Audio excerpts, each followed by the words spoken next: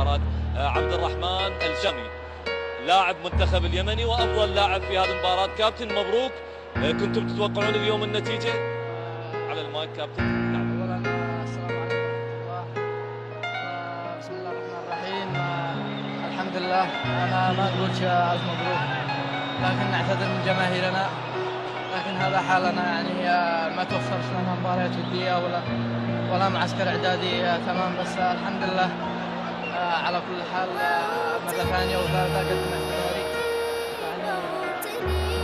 مباراة كبيرة اليوم قدمتوها كابتن، هذه دموع الفوز ودموع الانتصار بكل تأكيد على يعني ربما يعني من الفرق القوية في هذه البطولة. اليوم حققتوا النتيجة الكبيرة. الحمد لله.